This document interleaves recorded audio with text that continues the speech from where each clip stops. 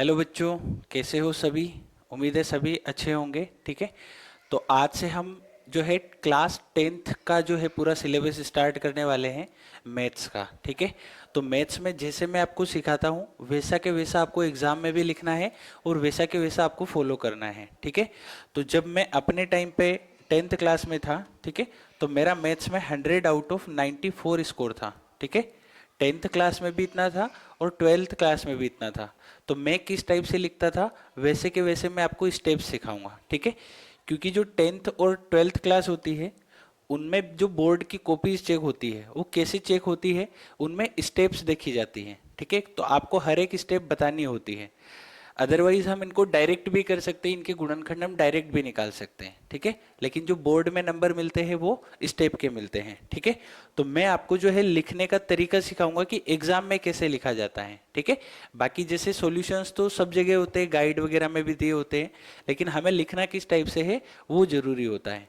तो जैसे मैं आपको सिखाता हूँ अगर प्रॉपर आप फॉलो करेंगे, ठीक है, शुरू चैप्टर से लेके आखिरी चैप्टर तक जैसा मैं लिखाता हूँ वैसा अपनी कॉपी बना लीजिए, वैसा ही आप एग्जाम में लिख के आए। ठीक है, तो आपको बहुत अच्छे नंबर मिलेंगे, है ना।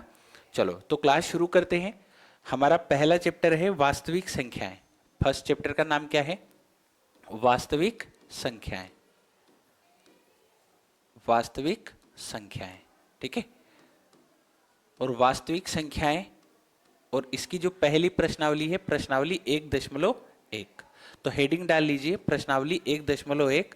और उसका पहला जो प्रश्न है वो हमें क्या दिया है, थोड़ा मैं आपको समझाते भी जाऊंगा ताकि आपको फ्यूचर में भी ये बहुत काम आते हैं जब हम कंपटीशन की तैयारी करते हैं। ठीक है, तो देखो, निम्नलिखित संख्याओं को अभाज्य गुणनखंड के गुणनफल में व्यक्त कीजिए। तो अभाज्य गुणनखंड क्या होते हैं, मतलब इसको 2, 3, 5, 7, 11, 13, 17, 19 ऐसे ऐसे इसमें ऐसी संख्याओं में तोड़ना है। आई बात समझ में?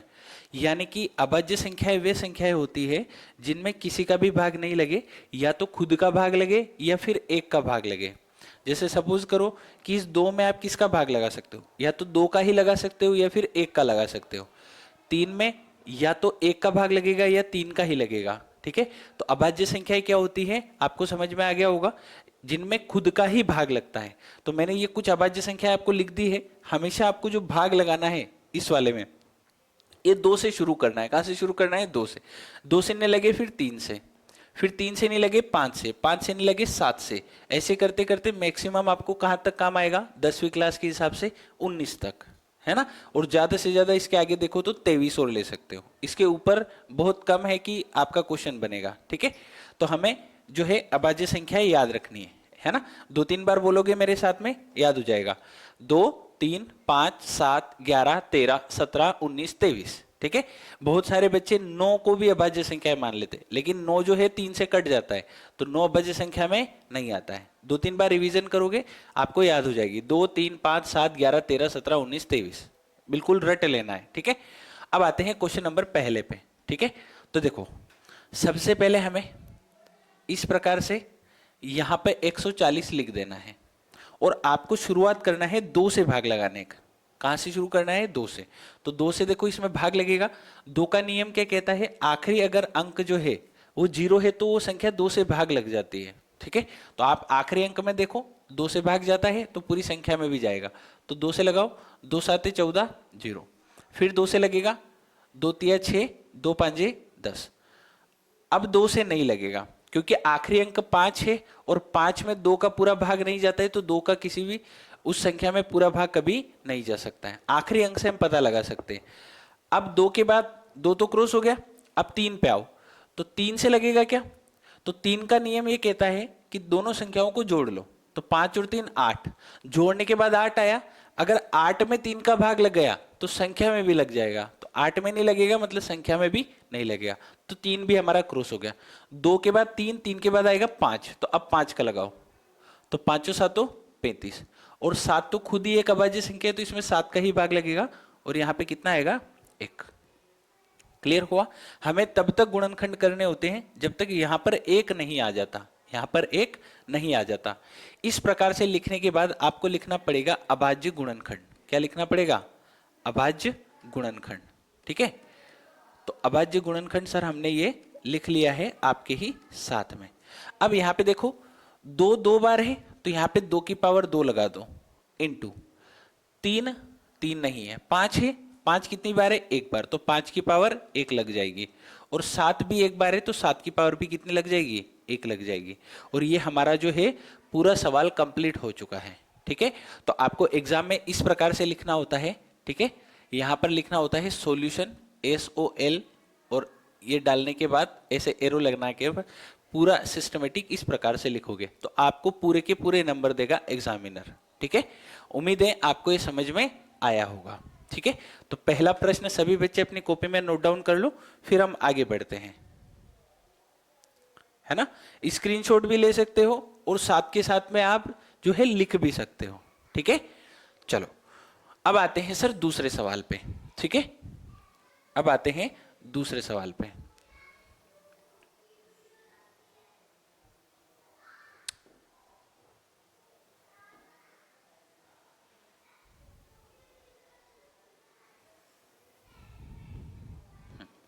इसको मैं यहां पर शिफ्ट कर देता हूं। ठीक है, तो जिन बच्चों को लिखना भी बाकी है वो यहां से लिख सकते हैं। ठीक है, ये यहां से, ये पहला सवाल हो गया हमारा। ठीक है, अब आते हैं दूसरे सवाल पे। ठीक है, अब आते हैं सर दूसरे सवाल पे। ये प्रश्न नंबर था सर हमारा 1। अब आओ सर दूसरे सवाल पे, और ये रहा हमारा दूसरा सवाल। अब हमें गुणनखंड करने हैं सर 1, 5, 6 के। तो आखिरी अंक देखो देखो 6 है, तो 6 में 2 का भाग जाता है तो 2 का लग जाएगा अभी, तो 2 से लगाओ, 2 7 14, 2 8 16। अभी देखो आखिरी अंक देखते जाओ, आखिरी अंक 8 है तो अभी भी 8 में 2 का भाग जाता है तो इसमें भी चला जाएगा, तो 2 का वापस से लगेगा, 2 3 6, 2 9 18। ठीक है, अब आखिरी अंक आ गया सर 9, तो 9 में 2 का भाग नहीं जाता है तो इस संख्या में भी नहीं जाएगा, तो अब 2 के बाद हमें आना पड़ेगा 3। तो 3 का कैसे चेक करते हैं, 3 का चेक करने के लिए इन संख्याओं को जोड़ दो, तो 9 और 3 कितना होता है 12। तो क्या 12 में 3 का भाग जाता है, जाता है, 3 चौक 12, तो संख्या में भी चला जाएगा। लेकिन यहाँ पे देखो 5 और 3 8 था, तो 8 में 3 का भाग नहीं जाता था तो हमने 3 को नहीं लिया, फिर हम अगली पे चले गए, तो यहाँ पे 3 का जा रहा है तो हमें 3 को ही लेना है। 3 एकम 3 और 3 तिया 9, और 13 तो खुद ही एक अभाज्य संख्या है तो 13 को स्वयं को लेना पड़ेगा, और यहां पर कितना आ जाएगा, 1 आ जाएगा। ठीक है, अभाज्य संख्या रट लेनी है, बिल्कुल घोल के पी जाना है उसको, 2 2 3 3 बार लिख देना है, 2 3 5 7 11 13 17 19 23। ठीक है, चलो तो अब आप यहां पे लिखोगे सिस्टमेटिक तरीके से अभाज्य गुणनखंड। क्या लिखोगे, अभाज्य गुणनखंड। ठीक है, अभाज्य गुणनखंड। तो देखो अभाज्य गुणनखंड क्या क्या हुए सर, 2 2 बार है तो यहाँ पे 2 की पावर 2 लगाओगे, इंटू 3 एक बार है तो 3 की पावर 1 लगाओगे, इंटू 13 भी एक बार है तो 13 की पावर भी 1 लगाओगे, और यही हमारे सवाल का कंप्लीट सॉल्यूशन है। ठीक है, ज्यादा दिमाग नहीं लगाना है, जितना सिखा रहा हूं उतना करके आ जाना है। ठीक है, चलो तो दोनों सवाल आपको परफेक्ट तरीके से समझ में आए होंगे, है ना। ठीक है, कमेंट में बताना है, अगर कुछ भी समझ में नहीं आता है तो मैं वापस समझाऊंगा, कोई दिक्कत नहीं है। ठीक है, अब आते हैं अगले सवाल पे। पहले इन दोनों सवालों का स्क्रीनशॉट ले लो, फिर हम आगे बढ़ते हैं। ठीक है, चलो स्क्रीनशॉट लेके आप जो है घर पे इसको सॉल्यूशन कर सकते हैं, या फिर वीडियो स्टार्ट करते ही साथ के साथ लिखते चलना है तो आपको ज्यादा बेटर रहेगा, है ना। अब अगला सवाल है हमारा प्रश्न नंबर 3। तो तीसरे प्रश्न पे आते हैं सर, और हमें जो यहां पे गुणनखंड करने हैं वो किसके करने हैं, 3 8 2 5, 3 8 2 5। ध्यान रखना है पेपर में जो सॉल्यूशन होता है ना उसमें काटा पीटी ज्यादा नहीं होनी चाहिए। काटा पीटी अगर हम ज्यादा बार बार गलत सलत करके लिखते हैं तो वहां पे नंबर कटते हैं हमारे परीक्षा में। ठीक है, तो बिल्कुल ध्यान रखना है, मैं जैसे सिखा रहा हूं वैसे ही अप्रोच करोगे, कोई भी सवाल नया भी आ गया तो भी करके आओगे। ठीक है, चलो देखते हैं इसको। तो यहां पर आप सॉल्यूशन लिखोगे, उसके बाद स्टार्ट करोगे। अब यहां पे आखिरी अंक से हमें पता लगाना है हमेशा की तरह। देखो आखिरी अंक 5 है तो 5 में 2 का भाग नहीं जाता है, तो सर संख्या में भी 2 का भाग नहीं जाएगा, बिल्कुल दिमाग लगाने की जरूरत नहीं है। फिर आओ 3 पे, तो 3 का नियम ये कहता है कि सभी अंकों को जोड़ लो और फिर 3 का भाग लगाओ, अगर भाग चला गया तो पूरी संख्या में भी चला जाएगा, भाग नहीं गया तो पूरी संख्या में भी नहीं जाएगा। तो जोड़ा तो 8 और 3 11 और 2 13, 13 और 5 18। आ रही बात समझ में? वापस जोड़ के बताता हूं। 5 और 2 7, 8 और 7 15 और 3 18। 18 में 3 का भाग जाता है, 3 छंग 18 होता है। तो सर संख्या में भी अभी 3 का भाग जाएगा। ठीक है, तो 3 से शुरू करते हैं सर। 3 एकम 3, 3 दूना 6, तीनों सातों 21, तीनों पांचों 15। आई बात समझ में? क्लियर हुआ? अब वापस देखो, वापस 2 से तो नहीं जाएगा, 3 से देखो। तो 3 से जोड़ने पे जा रहा है क्या? 7 और 5 12 और 2 14 और 1 15। अभी भी इसमें 3 से भाग जाएगा, क्योंकि 15 में भी 3 से भाग जाता है। ठीक है, तो वापस 3 से भाग लगाओगे। 3 चौक 12, 3 दूना 6, तीनों पांचों 15। अरे क्लियर हुआ? क्लियर हुआ? अब देखो, अब वापस जोड़ो। 5 और 2 7 और 4 11। अब 11 में 3 का भाग नहीं जाता है, तो अब 3 का किस्सा खत्म हो गया। अब 3 के बाद हम आते हैं 5 पे। अब 5 का नियम ये कहता है कि अगर आखिरी की अंक 0 या 5 हो, आखिरी का जो अंक हमें दिख रहा है वो 0 या 5 हो, तो आंख बंद करके आप भाग लगा दो 5 का, उसमें भाग चला जाएगा। 5 का नियम बस इतना ही है कि आखिरी अंक 0 या 5 हो। ठीक है, तो 5 है आखिरी अंक, तो 5 से सीधा भाग लग जाएगा। 5 8 40, 5 5 25। अभी भी आखिरी अंक 5 है, तो वापस 5 से लग जाएगा। 17 5 85। और अब 17 तो खुद एक अभाज्य संख्या है, तो 17 का ही लगेगा। और यहाँ पे कितना आएगा? 1। उम्मीद है सभी बच्चों को समझ में आ रहा होगा। ठीक है, चलो तो अब यहाँ पे लिख देते हैं सर अभाज्य गुणनखंड। ठीक है, अभाज्य गुणनखंड।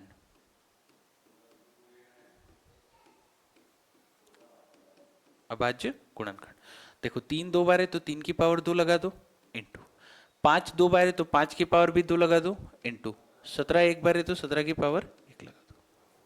क्लियर हुआ? क्लियर हुआ? ठीक है, चलो तो इस प्रकार से हमें एग्जाम में भी सॉल्यूशन लिख के आना है। याद रहेगा? चलो स्क्रीनशॉट ले लो सभी बच्चे, है ना। मैं यहाँ पे ही क्वेश्चन नंबर 4 भी बता देता हूँ। ठीक है, मैं यहाँ पर क्वेश्चन नंबर जो है 4 भी सोल्व करा देता हूँ। तो अब तो उम्मीद है आपको समझ में आ गया होगा। ठीक है, अब देखो यहां पे आखिरी अंक 5 है, तो 5 से सीधा लगाना चालू कर दो। 5 एकम 5 0 0 1। अब जो 1001 है, इसमें किसका भाग लगेगा? तो आप 2 का भी नहीं लगेगा, 3 का भी नहीं लगेगा, 5 का भी नहीं लगेगा। अब सीधा ट्राई करो 7 को। किसको ट्राई करोगे? 7 को।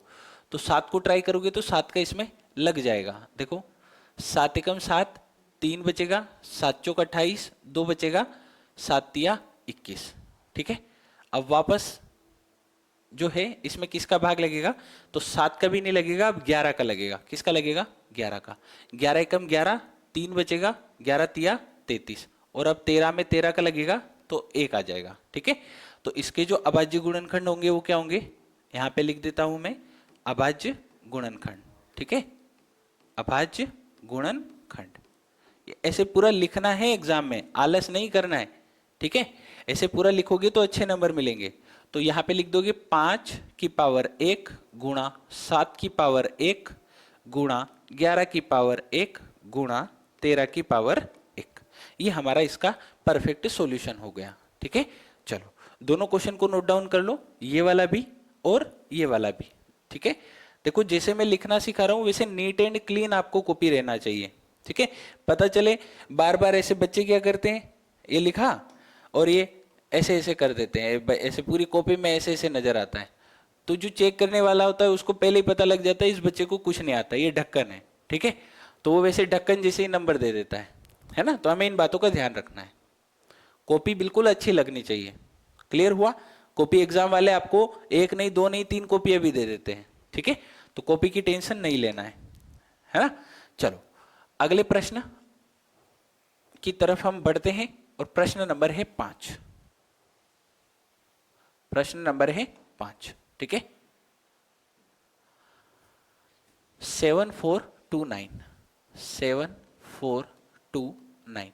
देखो ये लाइन भी पहले से ही बड़ी नहीं खींच देनी है, ये पहले छोटी ही खींचनी, फिर धीरे धीरे बढ़ानी जितनी जरूरत लगती है। ठीक है, चलो देखो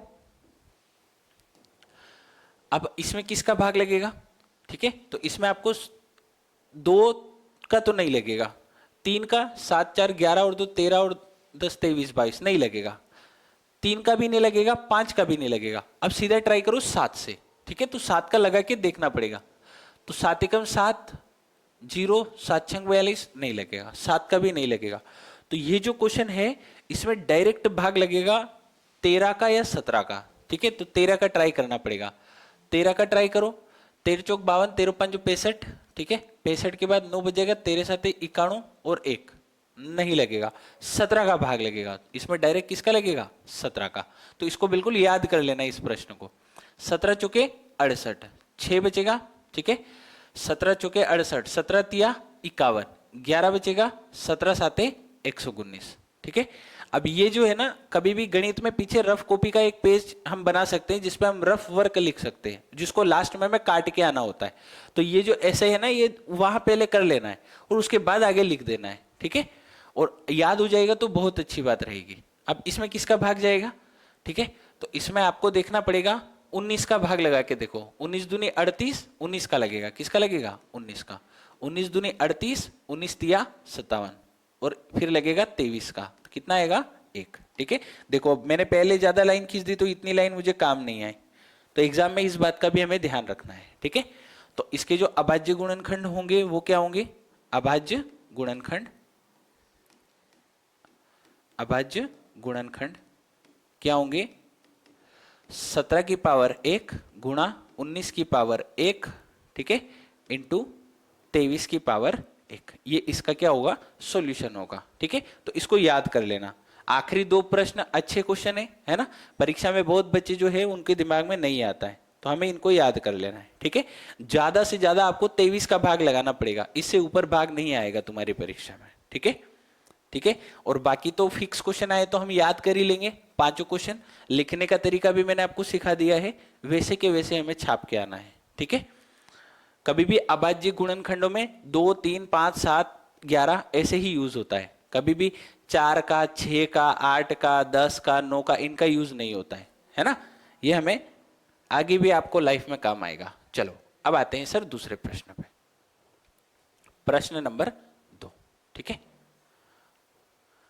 प्रश्न नंबर 2 देखो, पहले प्रश्न को पढ़ो, क्या बोल रहा है? पूर्णांकों के निम्नलिखित युग्मों के एचसीएफ और एलसीएम ज्ञात कीजिए तथा इसकी जांच कीजिए कि संख्याओं का गुणनफल जो है वो एचसीएफ इंटू एलसीएम के बराबर होता है, ठीक है? तो हमें पहले तो एलसीएम और एचसीएफ ज्ञात करना है। तो कैसे निकालते हैं, ध्यान से समझना। पहले तो इसके अभाज्य गुणनखंड ही हमें करने पड़ेंगे। तो पहले मुझे निकालना सीखना है एचसीएफ, ठीक है? तो एचसीएफ किस किस संख्या का निकालना है? 26 और 91 का। तो पहले सॉल्यूशन कैसे स्टार्ट करना है परीक्षा में वो देखना। सॉल्यूशन में कर रहा हूं दूसरे प्रश्न का पहला, तो उसमें ऐसे लिखा जाता है परीक्षा में कैसे लिखा जाता है कि सॉल्यूशन नंबर दूसरे का पहला। आई बात समझ में? और पहला है तो उसको गोला बना दो। अब पहले लिखो 26 और 26 के गुणनखंड करने पड़ेंगे। तो 26 के जो गुणनखंड होंगे वो इसको भाग लगाओ, 2 से भाग लगाओगे तो 2, फिर 13 बचेगा तो 13, इसके दोनों गुणनखंड हो गए। फिर 91 के गुणनखंड करो, कितना आएगा? तो यह आएगा सर 7 गुणा 13। अरे क्लियर हुआ? अब ये थोड़े से आसान दिए जाते हैं एग्जाम में, ठीक है? और या फिर सेम टू सेम क्वेश्चन दिए जाते हैं, तो बिल्कुल इनको धीरे धीरे 2-4 बार घर पे जाके सवाल करोगे ना तो याद हो जाएगा, है ना? तो ये मैंने गुणनखंड करे। अब उसके बाद यहां से मुझे लिखना है एचसीएफ, ठीक है? अब एचसीएफ होता क्या है? दोनों में जो जो कॉमन है उसको एक बार लिख दो, जो दोनों में कॉमन है उसको लिख दो, वो आपका एचसीएफ होगा। तो देखो दोनों में कॉमन कौन है सर? 13। तो यहां पर 13 हमारा क्या हो गया? एचसीएफ हो गया। बात समझ में आई? क्लियर हुआ? अब बताओ एलसीएम, ठीक है? बताओ एलसीएम। तो एलसीएम में क्या होता है? पहले तो उनको लिख दो जो कॉमन नहीं है, मतलब जो दोनों में नहीं मिल रहा है। तो देखो 2 दोनों में नहीं है तो 2 को लिख दो इंटू। अब 7 दोनों में नहीं है तो 7 को लिख दो। अब जो दोनों में है उसको एक बार लिख दो, ये आपका क्या हो जाएगा? एलसीएम हो जाएगा। क्लियर हुआ? तो गुणा कर लो, कितना आएगा? 13 7 91, 91 का डबल करेंगे तो 182। कितना आएगा? 182। अरे बात समझ में आई? क्लियर हुआ? ठीक है? अब आते हैं सर, ये तो हमने यहां तक सोल्व किया है, कहां तक किया है? HCF और LCM ज्ञात कीजिए। तो अभी हमने HCF और LCM क्या किया है? ज्ञात किया है। अब आपको जो है आपको वेरीफाई करना है कि पहली संख्या गुणा दूसरी संख्या, ठीक है, बराबर होगा सर HCF इंटू LCM या फिर LCM इंटू HCF। गुणा में आगे पीछे लिखने से कोई फर्क नहीं पड़ता है। इसके बाद में यहां पे मैं ये लिख रहा हूं, ठीक है, इसके नीचे ये सॉल्यूशन आएगा। अब आपको पहली संख्या देखनी है। पहली संख्या कितनी है? 26 गुणा दूसरी संख्या कितनी है? 91 बराबर एलसीएम कितना आया है? एलसीएम कितना आया है? 182 गुणा एचसीएफ कितना आया है? 13। अब आपको है ना, हमें कंफर्म पता है कि ये दोनों बराबर ही आएगा, कोई दिक्कत नहीं है। तो ये दोनों बराबर ही आएगा ना, तो जिधर गुणा करना आसान लग रहा है पहले उधर गुणा करके निकाल दो और वैसा के वैसा बराबर में इधर छाप दो, ठीक है। तो देखो मुझे गुणा करना जो है वो इधर सरल लग रहा है, ठीक है, तो मैं पहले इधर गुणा कर देता हूं। 13 दूना 26 का 6, हासिल आया 2, 13 7 91, 13 8 104 और 2 106 का 6, हासिल आया कितना? 10। 13 कम 13 और 10 23। तो मुझे पता है इधर 23 66 आया है, तो इधर गुणा करने पे भी 23 66 ही आएगा। और आपको यहाँ पे लिख देना है LHS बराबर RHS, ठीक है, LHS बराबर RHS, ठीक है। इसका मतलब ये होता है लेफ्ट हैंड साइड बराबर राइट हैंड साइड, ठीक है। ये आपको प्रूफ करना था तो हमने प्रूफ कर दिया है, ठीक है। तो प्रूफ करने के बाद लास्ट में हमें लिखना होता है LHS बराबर RHS। या तो ये लिख सकते हो या आप क्या कर सकते हो, या आपको लिखना होता है इति सिद्धम। क्या लिखना होता है? इति सिद्धम, इति सिद्धम। अरे क्लियर हुआ? दोनों बातें हम लिख सकते हैं, या तो LHS बराबर RHS या इति सिद्धम, ठीक है। चलो, उम्मीद है सभी बच्चों को यहां तक की कहानी समझ में आई होगी, ठीक है। पहले हमने LCM निकाला और फिर HCF निकाला, फिर हमें पता है कि LCM व HCF का जो गुणा है वो पहली और दूसरी संख्या के बराबर होता है, ठीक है। तो पहली संख्या और दूसरी संख्या LCM और HCF किसी भी एक तरफ गुणा कर दो, क्योंकि हमें पता है ये बराबर ही आना है, तो फालतू दोनों तरफ गुणा करके टाइम खराब नहीं करना है, क्योंकि बच्चों के जो है गणित के पेपर में समय कम पड़ जाता है, ठीक है। तो कैसे समय को बचाया जाए वो भी मैं आपको सिखा रहा हूं, ठीक है ना।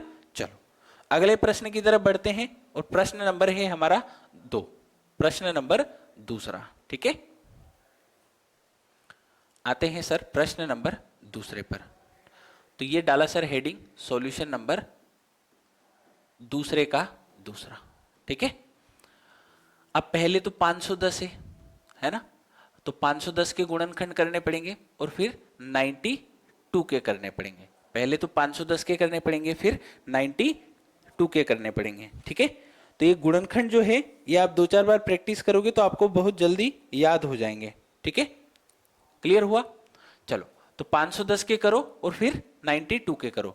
तो पहले 2 से शुरू करो, तो 2 से कैसे शुरू होगा?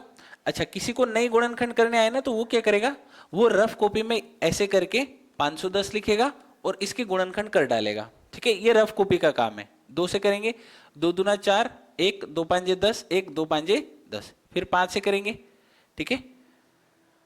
अच्छा, 3 से भी कर सकते हैं, 3 8 24, 1 3 5 15, फिर 5 से करेंगे 17 और फिर 17 से करेंगे एक बार।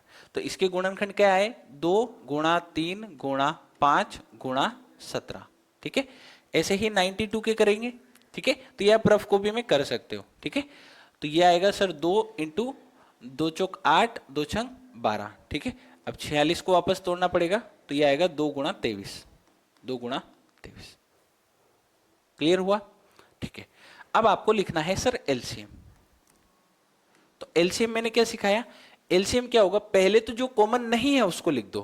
तो देखो, 2 तो एक एक बार दोनों जगह, इसको मत लिखो। 3 दोनों में नहीं है तो 3 को लिख दो, फिर 5 भी दोनों में नहीं है, 5 को लिख दो, फिर 17 नहीं है तो 17 को लिख दो, और फिर 23 नहीं है तो 23 को लिख दो, ठीक है। 3 5 17 23। अब जो कॉमन है उसको एक बार लिख दो। तो देखो, 2 यहां है, 2 यहां है ना, तो ये 2 2 दोनों में क्या है? कॉमन है। तो ये 2 2 दोनों में क्या है? कॉमन है, तो एक बार लिख दिया। लेकिन इस 2 का जोड़ा यहां पर नहीं है, तो इस 2 को भी मुझे लिखना पड़ेगा। आई बात समझ में? जो कॉमन है उसको एक बार और बचे हुए को सबको लिख दो। जैसे ये दो दो दोनों जगह एक एक बार है तो इस दो को एक बार लिख दो, बाकी इसको छोड़ के सभी को हमें गुणा यहाँ पे क्या करना पड़ेगा, लिखना पड़ेगा। क्लियर हुआ? अरे क्लियर हुआ? ठीक है। अब आपको जो है इनका गुणा करके एलसीएम निकालना पड़ेगा। ठीक है, तो गुणा करो सभी बच्चे। ये कितना होगा, 23 दूनी 46, 46 दूना 92। ठीक है, तो ये होगा सर 92 और ये होगा 5 तिया 15। ठीक है, और 17 तिया 51, 51 इंटू 5, तो 51 इंटू 5 कितना होता है, 5 एकम 5, 5 बचो 25। ठीक है, इन दोनों का आपको गुणा करके एलसीएम निकालना पड़ेगा। ठीक है, तो एलसीएम निकालो, इन दोनों का गुणा करो सभी बच्चे, अपनी अपनी कॉपी में करेंगे। कितना आएगा फिर बताना है आपको।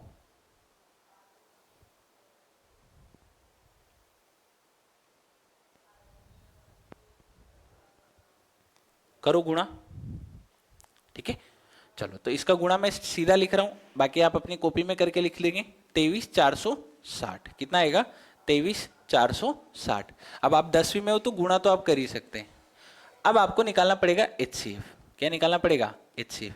तो एचसीएफ यानी कि हाईएस्ट कितना कॉमन है। ठीक है, तो हाईएस्ट जो जो कॉमन है उसको लिख दो। तो हाईएस्ट दोनों में कितना है, 2 है, तो जो एचसीएफ आएगा वो कितना आएगा, 2 आ जाएगा। अरे बात समझ में आई कि नहीं आई?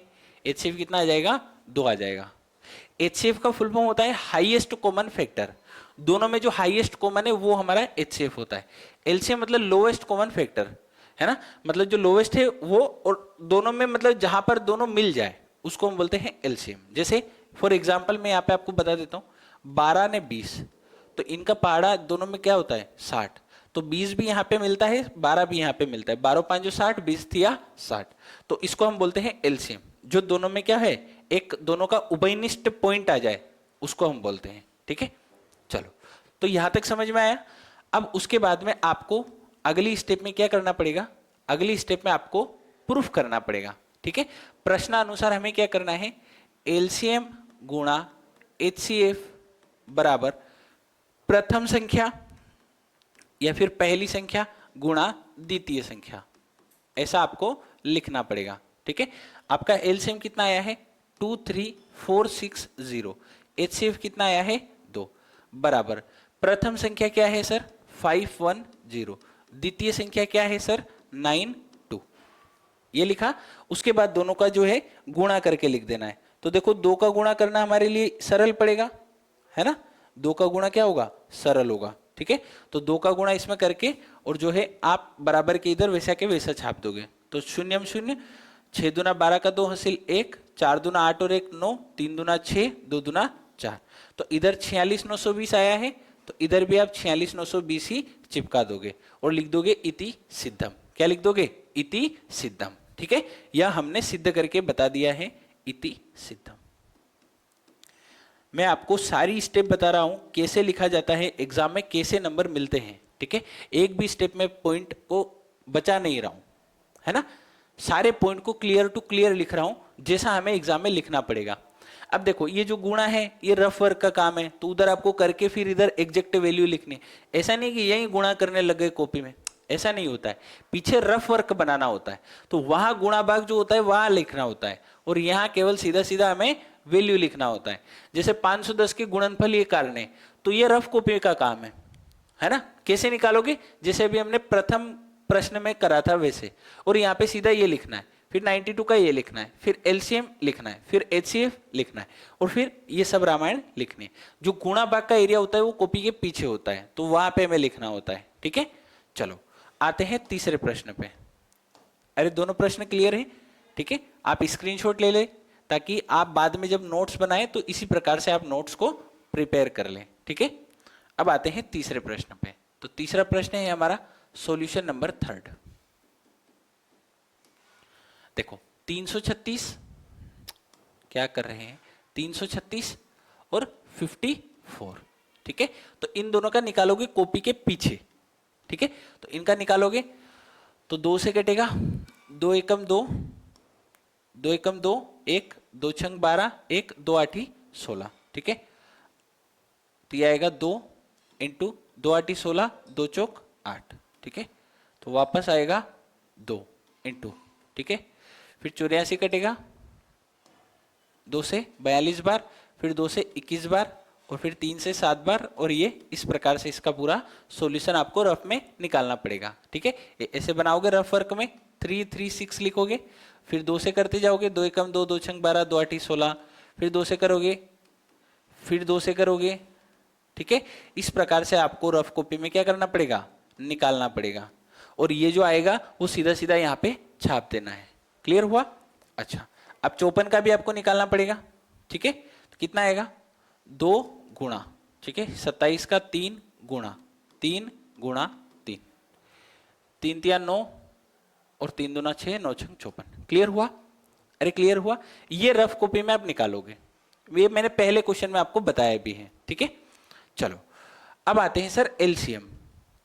तो एलसीएम के लिए हमें क्या करना पड़ेगा, हमें सर पहले इसमें जो जो कॉमन है उसको लिख देना है। देखो 2 कॉमन है तो 2 को लिख दिया। ठीक है, और क्या कॉमन है, 3 कॉमन है तो 3 को भी लिख दिया। ठीक है, 1 2 को और 1 3 को लिख दिया। अब बचा हुआ कौन है, अब इसका कुछ जोड़ा नहीं है तो इसको पूरे को छापना पड़ेगा, तो इंटू 3 इंटू 3, भैया दोनों पूरे छापने पड़ेंगे। इसका जोड़ा ये खत्म हो गया, इसका जोड़ा ये खत्म हो गया, और बाकी इसके कितने बच गए, 1 2 ने 3, तो 3 बार 2 बच गए, तो 2 दूना 4, 4 दूना 8, 2 इंटू 2 इंटू 2 बच गया, और ये इंटू 7 भी बच गया। क्लियर हुआ?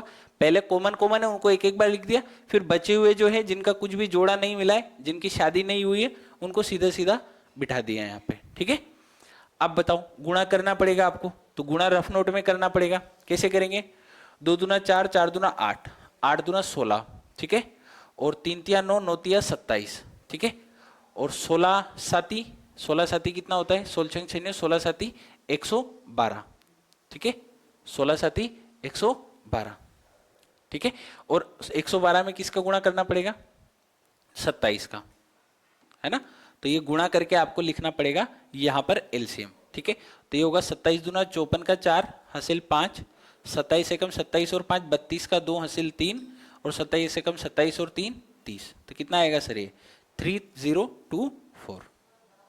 इस प्रकार से आपको एलसीएम निकालना पड़ेगा। ठीक है, उसके बाद आपको निकालना पड़ेगा एचसीएफ। तो एचसीएफ तो बहुत सरल है, एचसीएफ में कुछ भी नहीं है, जो कॉमन है उसको लिख दो। देखो 2 2 है तो 2 लिख दिया, इस 2 का जोड़ा नहीं है, 2 का नहीं है, 2 का नहीं, 3 का है, 3 का है तो 3 लिख दिया।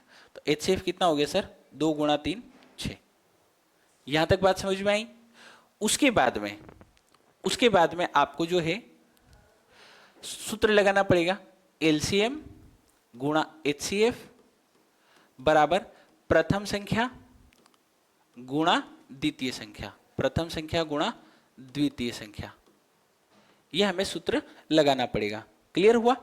तो बताओ एलसीएम कितना आया, एलसीएम आया सर 3024, एचसीएफ कितना आया 6, बराबर प्रथम संख्या कितनी है 336 इंटू द्वितीय संख्या कितनी है 54।